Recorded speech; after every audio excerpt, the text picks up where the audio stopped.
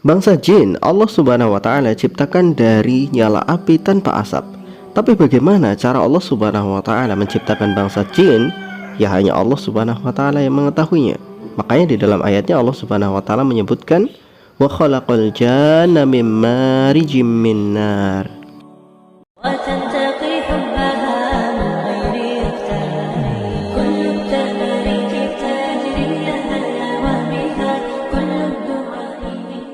Sebelum Adam diciptakan 2000 tahun sebelumnya, Allah telah menciptakan makhluk yang menjadi asal muasal bangsa jin. Dia bernama Sumia. Dia diciptakan dari api dan dia adalah bapak dari para jin saat ini. Ketika Allah ciptakan Sumia, Allah bertanya kepadanya, "Apa yang kamu inginkan, wahai Sumia?" Lalu Sumia menjawab, "Aku menginginkan untuk bisa melihat, tapi tidak bisa dilihat, dan agar kami tersembunyi di atas bumi." Lalu Allah Subhanahu wa taala berfirman kepada Sumia, "Keinginanmu aku turuti."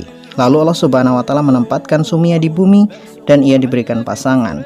Dari dua jin ini, lalu jadilah bangsa jin yang beranak pinak dengan sangat cepat. Sehingga bumi dipenuhi dengan jin. Tapi sayangnya para jin ini membuat kerusakan di muka bumi.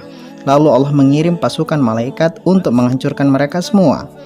Sebagian besar bangsa jin itu mati dan hanya sebagian kecil dari mereka yang lari dan bersembunyi di balik gunung-gunung dan lautan.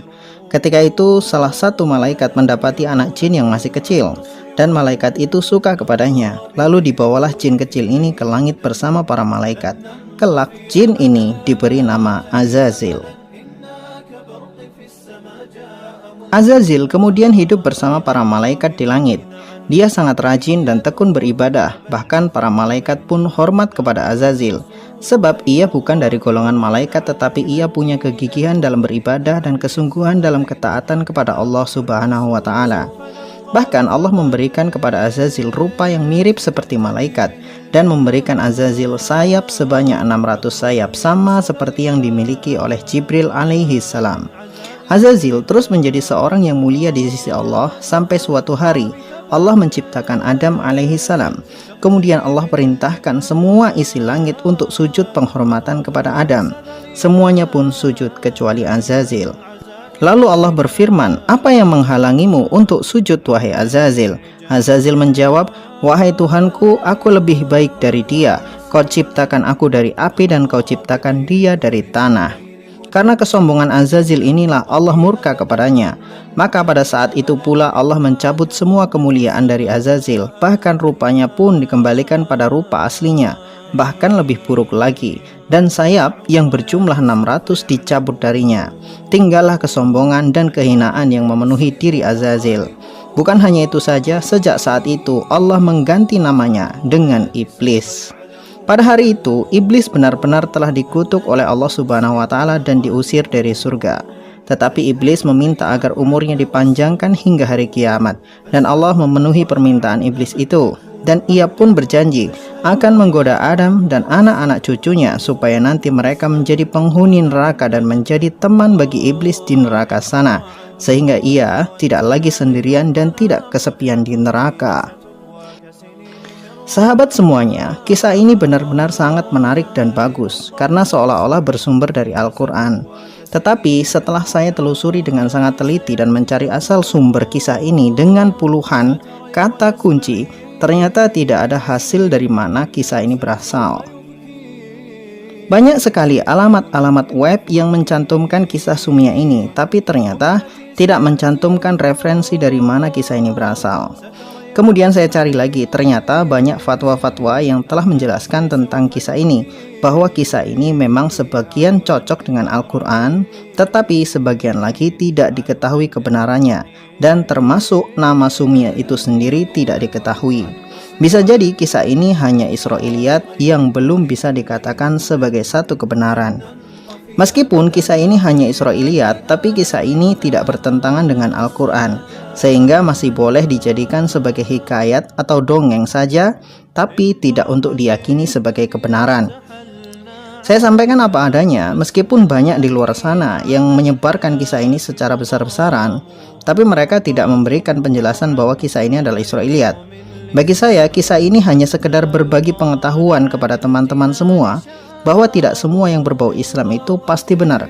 kecuali yang bersumber dari Rasulullah SAW atau Al-Quran. Jangankan yang bukan bersumber dari Rasulullah, bahkan yang bersumber dari Rasulullah SAW pun terbagi lagi menjadi sahih dan dhaif, tergantung pada siapa dan dari mana hadis itu berasal. Dalam kitab Al-Bidayah wa Nihayah yang ditulis oleh Ibnu Katsir rahimahullah, beliau menjelaskan bahwa jin yang pertama kali diciptakan disebut sebagai Abul Jan. Tidak disebutkan namanya adalah Sumia. Dari Abul Jan kemudian Allah jadikan bangsa-bangsa yang disebut sebagai Banul Jan. Bangsa-bangsa jin inilah yang nantinya akan membesarkan diri mereka menjadi banyak dan merusak isi bumi setelah bertahun-tahun mereka tinggal di atas bumi. Pembahasan masalah jin ini sangat menarik, terutama jika kita komparasikan dengan umur manusia. Jika kita melihat sejarah Nabi Adam alaihissalam, maka manusia ada di muka bumi sekitar 8.000 tahun yang lalu. Bahkan peradaban tertua di bumi itu adalah 5.000 tahun yang lalu dan ada di Indonesia, yaitu situs Gunung Padang. Insya Allah situs Gunung Padang ini kita akan bahas di masa mendatang. Juga termasuk kemungkinan bahwa Nabi Nuh alaihissalam berasal dari Indonesia atau Malaysia berdasarkan penemuan arkeolog. Insya Allah akan kita bahas di masa mendatang. Maksud saya begini, jika manusia pertama ada di bumi sekitar 8.000 tahun yang lalu, maka dapat dipastikan sebelum 8.000 tahun yang lalu makhluk yang menghuni bumi adalah jin. Ini hanya asumsi, jadi bisa benar bisa salah. Jadi manusia purba, ya bisa jadi manusia purba adalah sisa-sisa dari jasad bangsa jin masa itu. Mengingat manusia purba berbentuk mendekati bentuk monyet atau kera. Dan ada beberapa riwayat bahwa jin itu identik dengan binatang. Dalam sebuah hadis riwayat Ibnu Hibban dari Ubay bin Ka'ab, beliau pernah mengisahkan bahwa dulu ada jin yang pernah mencuri kurma dari lumbung milik beliau. Jin itu berwujud pemuda yang berbentuk seperti anjing. Wajahnya seperti pemuda tetapi tubuhnya berbulu layaknya anjing, dan tangannya pun berbulu seperti anjing. Jin ini mencuri kurma milik Ubay bin Ka'ab karena Ubay bin Ka'ab sering bersedekah, sehingga jin ini pun tidak rela jika Ubay bersedekah. Maka ia pun mencuri kurma-kurma milik Ubay. Banyak riwayat tentang sahabat yang bertemu dengan jin, tetapi kisah Ubay bin Ka'ab inilah yang paling menarik. Sebab saat itu jin yang datang mencuri datang dengan wujud aslinya seperti seorang pemuda yang berbulu anjing. Bentuk jin ini jika kita pahami sekilas tentu akan sangat mirip dengan bentuk manusia purba.